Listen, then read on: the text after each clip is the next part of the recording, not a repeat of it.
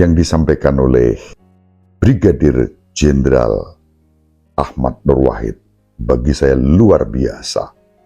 Kita simak apa yang beliau katakan tentang karakter iblis itu seperti apa, yang merusak, yang memecah belah, yang sombong, yang tidak mau merendah dan tunduk kepada Allah. Ini yang beliau katakan. Kata Allah, fasajadal malaikatu kulluhum ajma'un, semuanya sujud ilah iblis nggak mau sujud karena merasa paling hebat, merasa paling benar, merasa paling mulia, merasa pimpinannya malaikat, merasa pimpinan penghuni surga. Sombong dia. Apa kata Allah? Istakbara wa kana minal kafirin. Karena sombong, karena menyombongkan diri, iblis ini, orang-orang sombong itu dibilang kafir oleh Tuhan. Nah, orang-orang takfir itu orang yang mengkafirkan orang lain, membid'ahkan, menyesatkan, menyalahkan orang lain. Kafir, bid'ah, sesat, curang. Ala innahum humul mufsiduna walakin la yashurun, kata Tuhan. Ketahuilah sehingga mereka itu orang-orang yang membuat kerusakan tapi tidak sadar. Satu ke sana, tiga itu. Nah, orang-orang yang gini-gini tadi itu, itulah kena virus takfiri namanya. Mengkafirkan orang lain, menyalahkan orang lain, menyesatkan orang lain. Tapi kata Gus Dur, kafire dhewe ora di kateke. Dan ini kelompok-kelompok radikalisme kanan kiri lainnya tadi yang semuanya bisa berujung kepada terorisme, itu kena virus takfiri. Allah telah nawi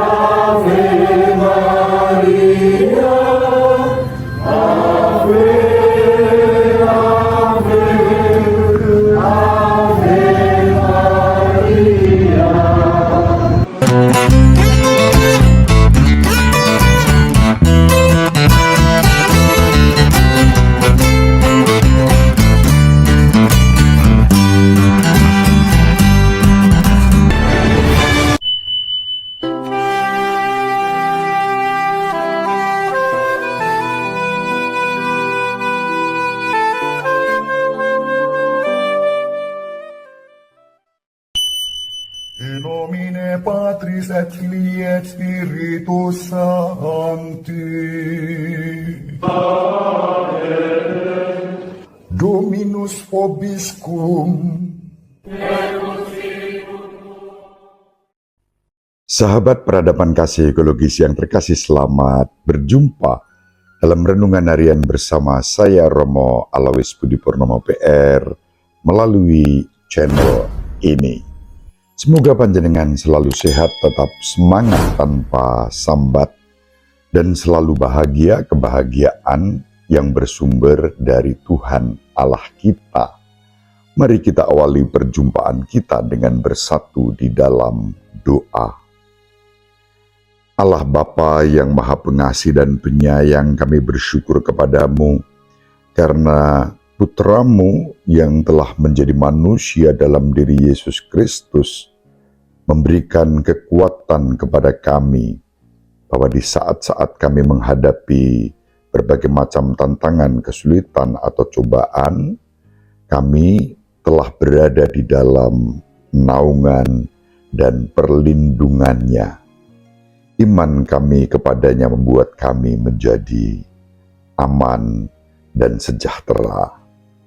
Kami senantiasa boleh selalu waspada terhadap godaan-godaan kekuatan kejahatan, yaitu kekuatan setan. Semoga kami semua hidup dalam kebaikan, mengutamakan cinta kasih dan perdamaian untuk mewujudkan kerukunan dan persaudaraan dengan sikap saling menghargai dan menghormati satu terhadap yang lain seturut dengan kehendak-Mu. Nama-Mu dimuliakan, kini dan sepanjang segala masa. Amin. Sahabat peradaban kasih ekologis yang terkasih, mari kita baca Injil Yohanes bab 16 ayat 29 sampai 33. Dalam amanat perpisahannya, Yesus bersabda bahwa akan tiba saatnya bahwa ia tidak lagi berbicara dengan memakai kiasan. Maka para murid berkata kepada Yesus, "Lihat, sekarang engkau berkata-kata terus terang dan engkau tidak memakai kiasan. Sekarang kami tahu bahwa engkau mengetahui segala sesuatu dan tidak perlu orang bertanya kepadamu. Karena itu kami percaya bahwa engkau datang dari Allah." Jawab Yesus kepada mereka, "Percayakah kamu sekarang? Lihat, saatnya datang, bahkan sudah datang, bahwa kamu dicerai-beraikan masing-masing ke tempatnya sendiri, dan kamu meninggalkan aku seorang diri. Namun aku tidak seorang diri, sebab Bapa menyertai aku. Semuanya itu kukatakan kepadamu, supaya kamu beroleh damai sejahtera dalam aku. Dalam dunia kamu menderita penganiayaan, tetapi kuatkanlah hatimu, aku telah mengalahkan dunia." Demikianlah sabda Tuhan. Terpujilah Kristus. Sahabat peradaban kasih ekologis yang terkasih, Yesus di dalam Injil pada hari ini bersabda, salah satunya yang akan kita jadikan bahan permenungan adalah kalimat sabda yang dikatakannya, "Aku telah mengalahkan dunia." Kita sebagai murid-murid Kristus akan menghadapi yang namanya penganiayaan. Tetapi kita tidak perlu takut, tidak perlu khawatir, karena Tuhan kita Yesus Kristus telah mengalahkan dunia. Dunia dalam arti ini kita hubungkan dengan sabda Yesus dalam Injil Yohanes bab 8 ayat 44 sampai 47, yaitu situasi orang-orang yang selalu melawan Yesus dan dengan demikian juga melawan kehendak Bapa. Bapa menghendaki agar semua orang diselamatkan dan orang hidup di dalam damai sejahtera, seperti yang disabdakan oleh Tuhan kita Yesus Kristus pada hari ini. Dan dalam konteks Injil Yohanes bab 8 ayat 44 sampai 47, Yesus sendiri bersabda kepada orang-orang yang melawannya. Sabdanya begini, "Iblislah yang menjadi bapamu, dan kamu ingin melakukan keinginan bapamu, yaitu iblis. Ia adalah pembunuh manusia sejak semula dan tidak hidup dalam kebenaran, sebab di dalam dia tidak ada kebenaran, di dalam iblis tidak ada kebenaran. Apabila ia berkata dusta, ia berkata atas kehendaknya sendiri, sebab ia adalah pendusta dan bapa segala dusta. Tetapi karena aku mengatakan kebenaran kepadamu, kamu tidak percaya kepadaku. Siapakah di antaramu yang membuktikan bahwa aku berbuat dosa? Apabila aku mengatakan kebenaran, mengapakah kamu tidak percaya kepadaku? Barang siapa berasal dari Allah, ia mendengarkan firman Allah. Itulah sebabnya kamu tidak mendengarkannya, karena kamu tidak berasal dari Allah. Sahabat peradaban kasih ekologis yang terkasih, sabda Yesus ini ditujukan kepada orang-orang yang selalu menentangnya. Dan dengan menentang Yesus, melawan kehendak Allah, Bapa. Kalau kita perhatikan kata iblis dalam perjanjian lama itu diartikan sebagai sang penuduh, itu iblis. Ada 3 kualifikasi tentang iblis. Yang pertama, dia adalah pembuat onar. Itu yang dikatakan dalam kitab Tawarikh yang pertama bab 21 ayat 1 sampai 2 dan ayat 16 sampai 17. Iblis karakternya selalu membuat onar. Yang kedua, yang diizinkan untuk menimbulkan penderitaan. Itu dalam kisah Ayub bab 1 ayat 6 sampai bab 2 ayat 7. Lalu yang ketiga, kualitas iblis adalah iblis selalu menuduh. Nah, menuduh hamba-hamba pilihan Tuhan. Dalam kitab Zakaria bab 3 ayat 1 sampai 2. Dan iblis dengan karakter yang seperti itu, itulah yang membuat manusia pertama, Bapa Adam, jatuh ke dalam dosa setelah iblis menggoda Hawa. Dalam kitab Kejadian bab 3. Sahabat peradaban kasih ekologis yang terkasih, kalau kita perhatikan dalam terjemahan Alkitab Ibrani yang kemudian diterjemahkan ke dalam bahasa Yunani dalam kitab Septuaginta, iblis disebut sebagai musuh Tuhan yang melawan kehendak Allah. Maka digunakan kata diabolos yang berarti juga penuduh, kuasa-kuasa kejahatan yang selalu melawan kebaikan, keutuhan, perdamaian, kerukunan. Tidak menghargai. Karena apa? Diabolos itu karakternya congkak, sombong, arogan, selalu merasa paling benar, dan kemudian mengganggu kehidupan yang rukun dan damai. Itulah karakter iblis. Dan di dalam perjanjian baru kita melihat bagaimana kuasa Allah dalam diri Yesus Kristus selalu mengalahkan kuasa iblis.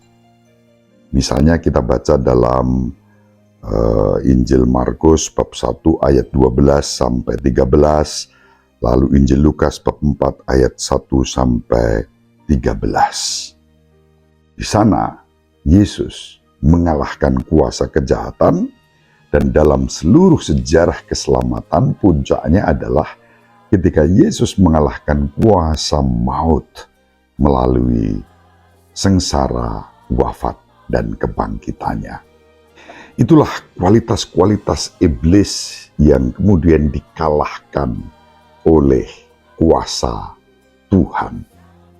Sahabat peradaban kasih ekologis yang terkasih, dengan pemahaman yang seperti itu, kita membaca sabda Yesus dalam Injil pada hari ini yang mengajak kita untuk tetap hidup dalam damai sejahtera, meskipun mengalami penganiayaan, meskipun mengalami pencobaan.